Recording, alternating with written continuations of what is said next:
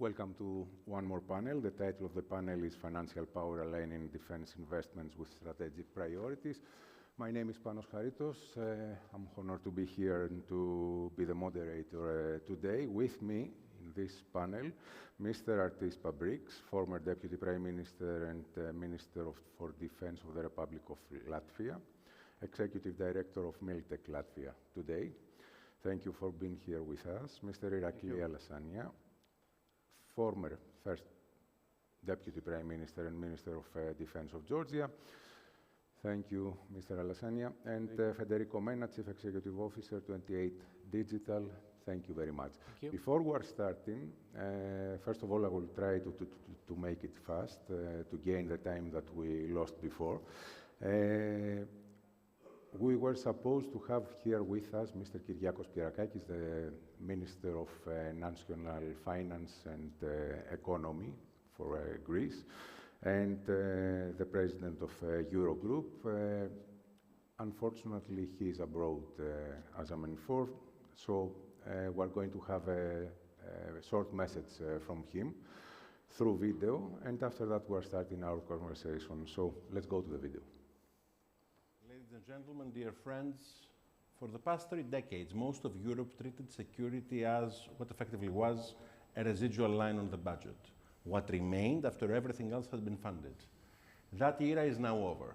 The question before us today is not whether or not to spend more on defense. Across the Union, we already are. The harder question is whether we can convert that spending into capability fast enough to matter.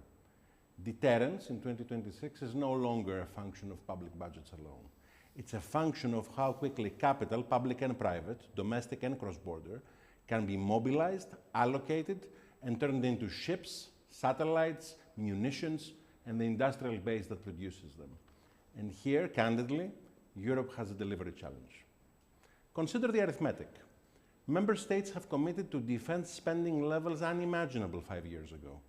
The European defense industrial base, however, was built for a different age, fragmented across national champions, optimized for peacetime cadence, undercapitalized relative to the order books now landing on its desks, procurement cycles still measured in years, production lines that cannot scale without certainty of demand, suppliers, many of them small and medium-sized firms who cannot secure back financing because defense remains for too many industrial investors an excluded sector. And this is effectively the bottleneck, not appropriations, execution. Allow me 3 observations on how we can address this. First, capital markets must do what budgets cannot. Mario Draghi is absolutely right. Europe's savings are abundant. Our channels for directing them into strategic capability are not. The Savings and Investment Union is not an abstract Brussels file. It is the mechanism through which a Greek pension saver, a German issuer, and the French family office can finance the radar systems, the shipyards, and the dual-use technologies that secure the continent they live in. Deeper, more integrated markets are themselves a security asset. Second, we must remove certain artificial barriers that still treat defense as ineligible capital, frameworks that exclude legitimate defense firms from investment universes were effectively drafted in a world that no longer exists. Sovereignty has a balance sheet, and we should not refrain from financing it. Third, and this matters most for delivery, capital alone does not solve a procurement problem. Funding, chasing fragmented demand produces inflation, not capability. This is where common European procurement, I would say, becomes decisive. Today, 27 member states buy largely on their own timelines, to their own specifications, from their own preferred suppliers. And the result is quite predictable: duplicated R&D, subscale production runs, interoperability gaps on the battlefield, and an industrial base that cannot justify the capital expenditure needed to expand. We have, in effect, organized our defense market to be smaller than the sum of its parts. The remedy is not complicated in principle, even if it is demanding in execution. Pooled procurement at European scale is the answer. Multi-year framework contracts that give industry the demand certainty it needs to invest in capacity, standardized requirements so that a supplier in Thessaloniki, in Tallinn, or in Toulouse can serve more than one national customer without re-engineering for each, a genuine single market for defense goods with the regulatory and export control architecture to match it. The instruments are beginning to take shape. SAFE, EDIP, the work of the Defense Commissioner. What is required now is the political will to use them at the scale that the moment mandates, and the fiscal discipline to ensure that common procurement crowds in private capital rather than substituting for it. Sovereign borrowing capacity is by definition finite. Market capacity, properly mobilized, is much less so. Let me close with this. The countries that prevailed in earlier strategic competitions did not do so because they had the largest budgets, but because they built, they designed the institutional architecture to translate national resources into national power. This is our task as Europeans right now: markets, capability, delivery. 3 words, 1 agenda. Europe has the savings, Europe has the technology, Europe has the industrial heritage. What it needs is the discipline to connect them. Thank you. So, Kyriakos Pierakakis, I don't know if you want to comment on what you listen and to start like that. What is different today in Europe? I mean, Kyriakos Pierakakis, he talked about the national resources to translate it to national power. So, okay, there is a lot to say. I would start with this. That first of all, we must understand clearly why do we do this. Because Europe is in the middle of the largest war, not even a conflict, as some people still by convention say, largest war in Europe after the Second World War. And Europe is threatened very much. Secondly, if we are looking simply to the financial part, of course we can say that there is all types of opportunities because European Union is like 17% of a global economy, which is the second largest after US, it depends how you count. Russia, which is attacking Ukraine, is like 2-3% of a global economy, which is comparably nothing. So why are we worried? I mean, we have money, we have an industrial kind of capacity, we kind of have everything, but we are still worried because as in previous panel we have been hearing, you know, for last 30 years we were thinking that we as the West, we as a Europe, we are the ones which won the kind of philosophy around the globe. Army is not needed, everything will be beautiful, we just drink cafe latte. And this is not really true because our defense industry was simply downplayed. Nobody produces anymore anything. There is no armies, there are no soldiers, there are no weapons, there is no ammunition. Basically, there is nothing at this moment as far as capabilities. And for the last 4 years, we did not learn still to reach up because we have been kind of in a war for 4 years now. The big war started in 2022 in Ukraine. Now it's 2026 and we still cannot deliver. And the war, and I was defense minister until the end of 2022, the war then was different than today. At the beginning of 2022, nobody used drones. Now, 80 up to 90% of kills on the field is done by drones. The speed has added. And what is still with European capabilities? We can't do it. And we, of course, can say, like I heard yesterday in one of the panels here, that that argument that we have been hearing like 6 years ago, like European Union military industry is very fragmented. Mm-hmm. Excuse me. I mean, now, if we look who is producing batteries, accumulators for drone industry without Chinese components, then one factory is my country, Latvia, another factory is in Netherlands. So where do we speak about fragmentation? There's nobody producing anything. How do we want actually to defend ourselves if we have an escalation from Russian side against, let's say, eastern flank border countries, if we do not have pilots, we do not have drones? And I will finish, maybe not to take too much time. I would say that the largest problem is our mindset, because still in Europe, and now I have to be careful because also our American friends and others are frequently telling Europeans are not doing this, Europeans are not doing that. So which Europeans? If you look to my region, Baltic states, Latvia, Estonia, Alasania, Poland, Finland, even Sweden, we are paying 5% of our GDP for defense, just like Greece. So what don't we do correctly? So Europe is not one country. And the biggest problem is that we still do not have a political leadership which is really ready to go to their public and tell, look, life has changed. We have to act differently. And yes, that will be more expensive. Yes, we might have problems with maybe some social aspects, with health issues, with transportation, etc. But what would you do if the war will start in 6 months? What would you do? You will still act with such type of bureaucracy, what we have in Brussels or in our nation capitals? It's impossible to win a war and to defend our societies if we are not changing thinking. So it's as always here, now or 2,000 years ago when you visit Acropolis. Thank you. I want to grab of your statement and to stick on the conditions of the time as the slowdown of the European economies with those of, you talked about money. So we have the slowdown of the European economies, and those of Germany and France dominating at the time. And in this case, in the case of Germany, the shaper of the economic model of the Union are launching developments in a different context.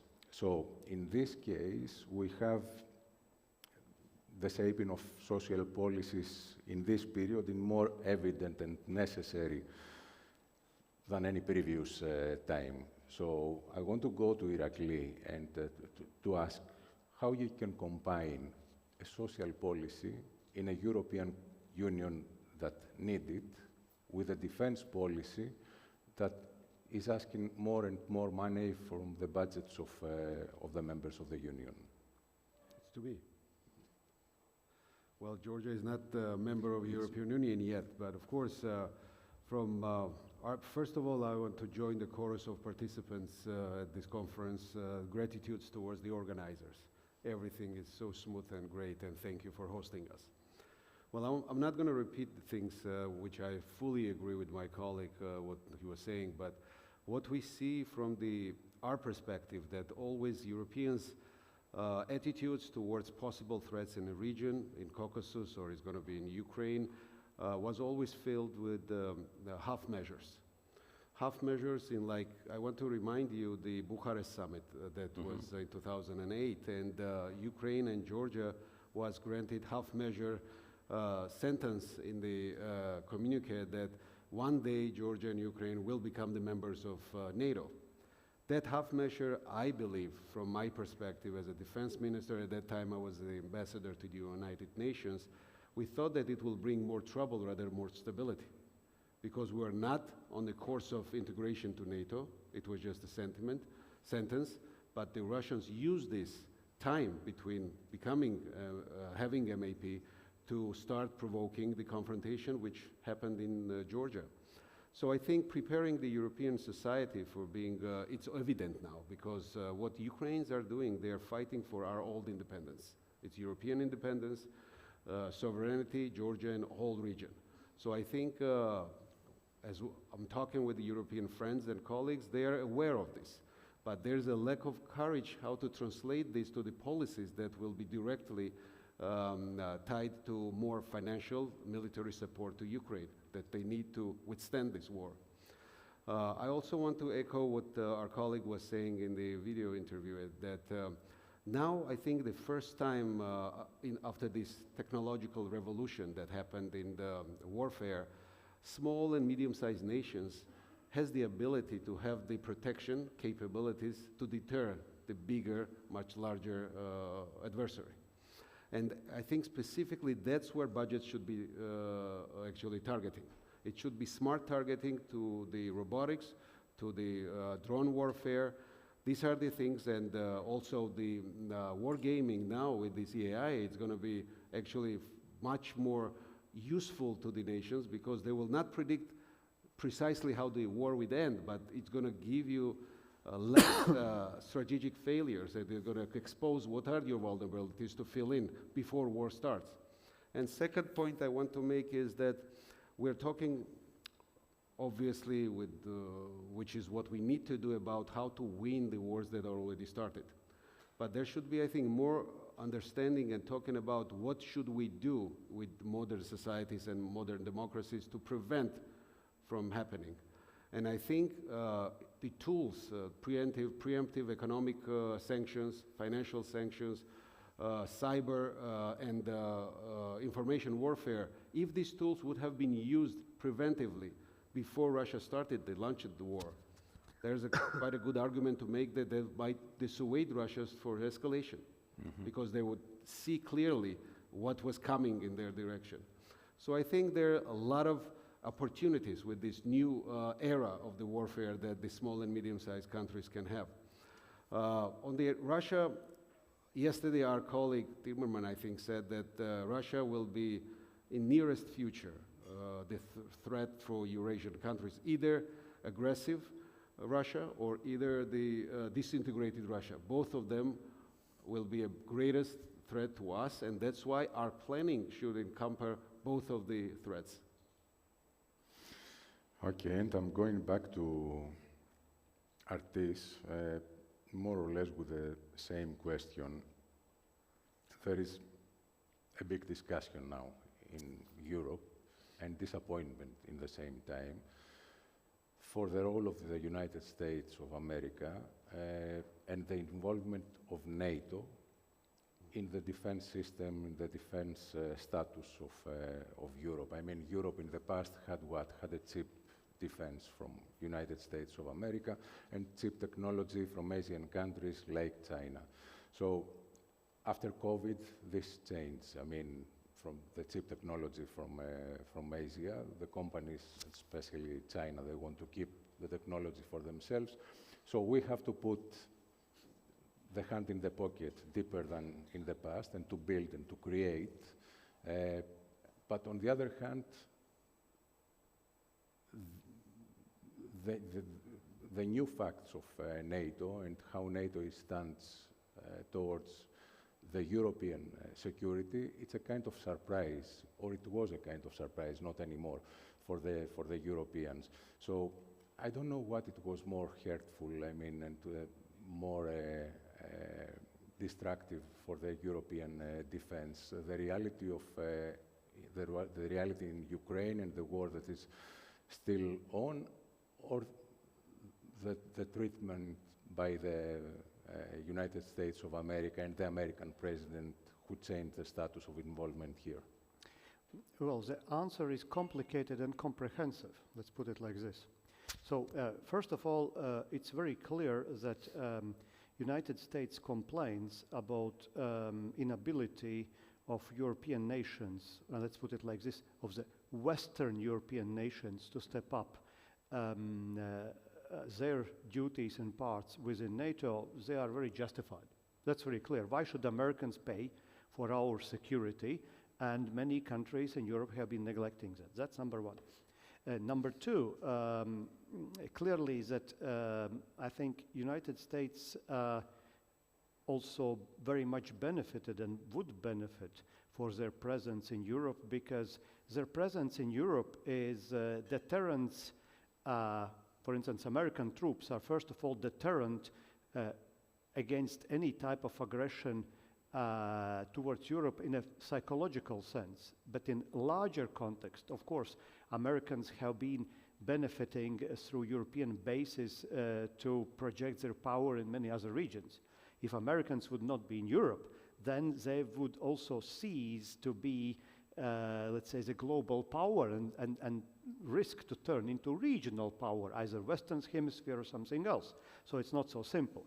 The biggest problem for, let's say, some European countries, like, for instance, Baltic states, Finland and Poland, is that the changes in United States security strategy, military planning, and also rhetorics, political rhetorics, where United States now distance themselves from NATO, presenting itself as something like outside NATO, like US and NATO, is actually that it gives kind of invitation for increasingly desperate regime like Putin's regime in Russia to escalate. So looking from the eyes of Russians, they can see, okay, Western world is fragmentating, Europeans as a large are not yet ready, Americans are withdrawing, we do not know what they will do, or they might abstain if some kind of regional conflict appears even with a NATO member country in Europe by telling that, you know, conventionally it's your problem, if nuclear we might step in. So actually it is really an invitation for aggression against Europeans within this time span of window where Europe or European states are not yet ready, Americans are partly out, and Putin is still not losing the war, because obviously he can, in his life, he cannot win the war in Ukraine. It's not possible. The question is simply how many people will die, how long this war will go, but he cannot win this war. It's impossible. Why? Because for Ukraine, just like, let's say, for other border countries, there is no place where they can step back. I mean, nobody threatens Russia to invade, but for Ukrainian nation and country, just like for Baltic states, because of our past, you know, for us it is either to be or not to be, Hamletian question. So clearly we cannot give up because we die anyway. So, and I think this gives a chance for escalation. So what should Europe do? I mean, and what should Americans do? I think Americans should understand that also for long term their benefit to keep a line and alliance with Europe is good for them. Also, once we speak about other challenges like in Pacific. Secondly, Europeans and Americans should differentiate between those Europeans and these Europeans, because Europe is not a country. Secondly, Europeans should step up, of course, dramatically their understanding, and you ask how and what to do, and how to measure always, you know, these social expenses and other things with defense spending. Look, industrial bases. In last 30 years, we have been projecting very much on services and etc. And even in United States, I mean, how many ships United States are building now? How many ships can build European countries? It's, the industries doesn't exist. It's percentage-wise in economy somewhere between 15 to 25%. Okay, Turkey still have some industry, China, Korea, but Europe industry disappears. So with the new technologies, with robotics, which I represent also, drone systems, I think we can give a competitive edge, not only for the defense sector and military, but also for the revival of, let's say, transatlantic relations in Europe. And this is what we should do. This is where we should invest, because we know that soldiers and generals and armies, they usually fight the war of yesterday. And this is frequently happening now too. How many frigates we will build, something else. Look, you can build a frigate or corvette. Small Latvia, as you mentioned, in asymmetric warfare, we will send 15 drones, each of the price of 200,000 euros, and that corvette will be where ship Moscow is at the bottom of the Black Sea. So it doesn't matter anymore. Yeah, Irakli. Just to jump in for a second to reiterate what my colleague was saying. After the first war that we had with Russia, it was early 90s, and as I know as a journalist, you were actually covering that war in Georgia. We learned that we lacked and it was going on for a year and 2 months, and we got the idea what kind of capability we wanted to defend ourselves in a future aggression. We were knocking on everybody's door in Europe, America, to give us the anti-air systems, javelins, anti-mobility systems, and none of them gave us these systems because it would escalate more from the Russian side. And what happened, we know. So there was erroneous understanding that somewhere in the Caucasus region, these kind of threats can be contained and deterred. But if it never contains itself, Russia will have more and more abilities always to expand their territory. So I think what's most important also in deterrence, that the willingness of Europeans and world nations to act fast, because there were always advantages towards the democracies, because small democratic nations cannot act fast. So this is something to always remember when we are discussing the future wars and warfare. So let me go to Federico. I described on the beginning of the conversation the distance, the technological distance of the Asian markets, especially China, from the European companies. I don't know if this is the reason for why in this new reality, in the innovation domain, we need more builders and not just vendors, or maybe there are more reasons behind that. Yeah, thank you, first of all. Well, in reality, if we look just at the technological side, Europe is not, has nothing to complain about compared to the rest of the world. We have the best scientists, we have the best research, the best talents. We're quite expensive, that's the difference. Well, that's one point, it's true. The problem was mentioned both in the video at the beginning and also by Artis, that if we keep procuring as 27 member states and we just look at our own little garden, then we don't allow those promising companies to scale and we don't reach the critical mass we need to compete.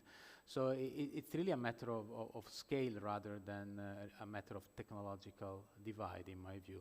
Then obviously there's a lot of discussion around sovereignty, and obviously we would love to have the complete value chain fully European. That's probably a big dream. I don't think in any technological domain, and defense is one of them, we can think that the whole value chain will be fully owned by a single country or continent. Not even the US can do that. So as Europeans, we should make sure that in those parts of the value chain where there is a critical dependency or a critical, let's say, reason for being secure, there we need to own the technology. And for the other parts, we need to have strategic agreements with those parts of the world which we trust in order to ensure that end-to-end we are safe, but not that we can own the whole value chain, because this will never happen.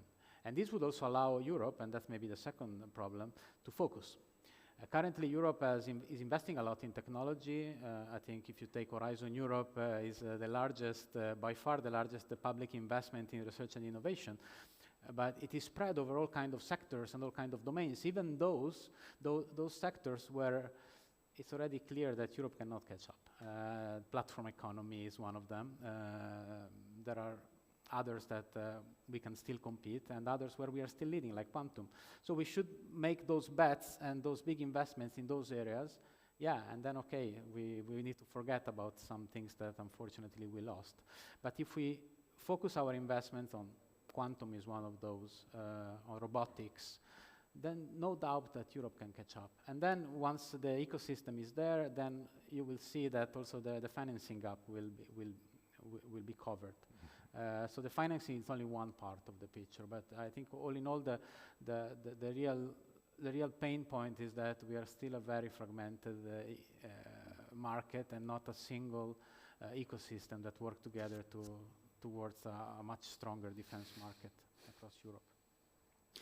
You know, the talk of the towns around the world, it's more and more nowadays about the AI and the use of AI to daily things. I mean, from searching something, writing something, making war with someone else. So it's everywhere. Yeah. So I don't know. This is, you know, the big question. This is a bless or this is a curse? I mean, this is a tool that it's a tool that the human being can control it and to use it, or at the end of the day, if you will lose it from your hands, that you are the creator or I'm the creator, it can be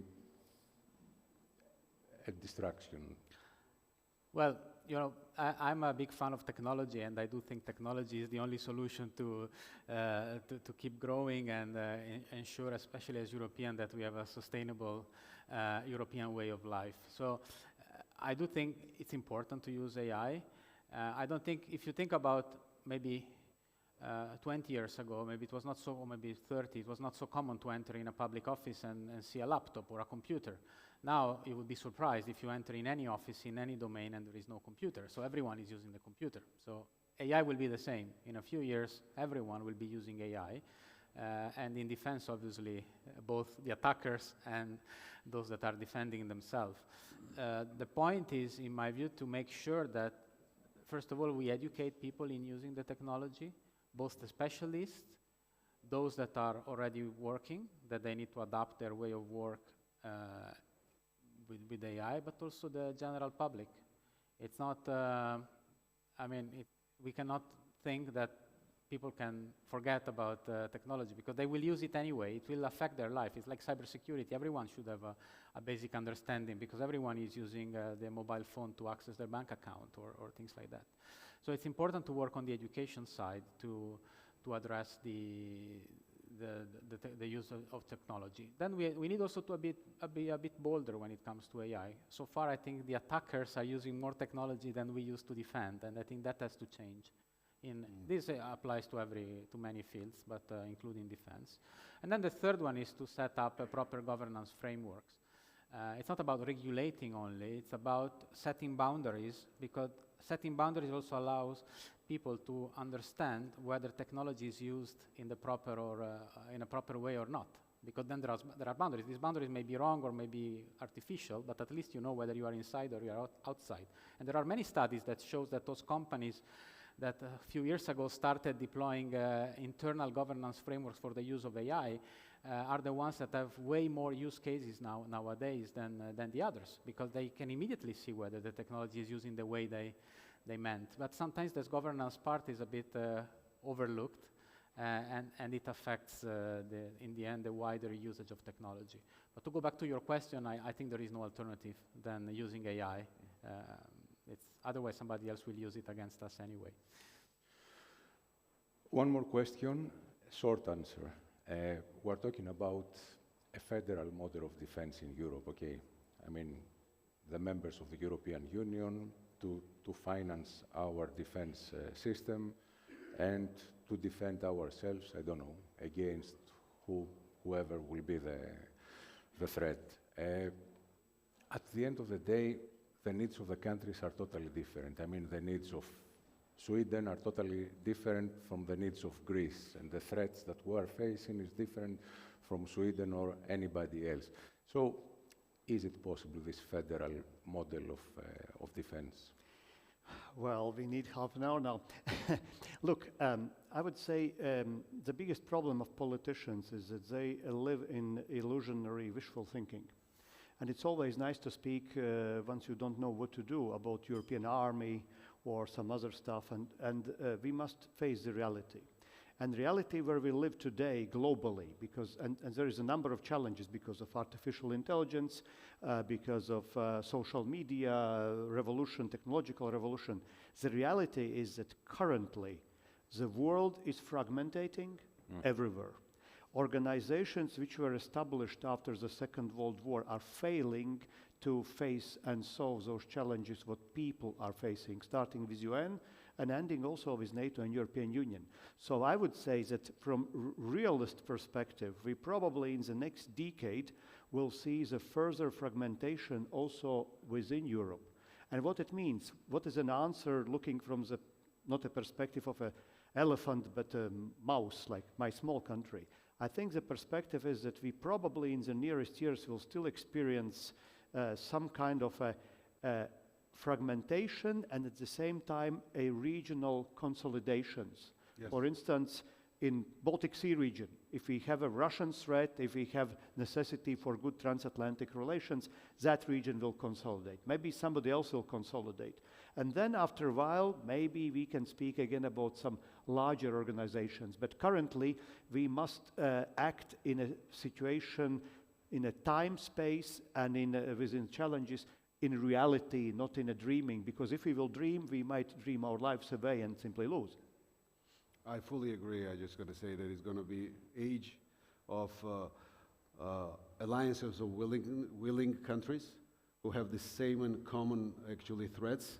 They will link up their capabilities. And for us, for example, as we see what's happening in Ukraine, we see our future on a Black Sea together with the Ukrainian military, Poland and Baltic states, having common kind of threat assessment and common capabilities distributed to each other. So this is how we see our future. And of course, linking up with the regional countries as well. But this is the threat that unites us, all of us who are around Russia. I'd like to thank you very much. Thank you. Thank you too. And thank you. Thank you Next for panel. listening at the end Thank of the you. conference.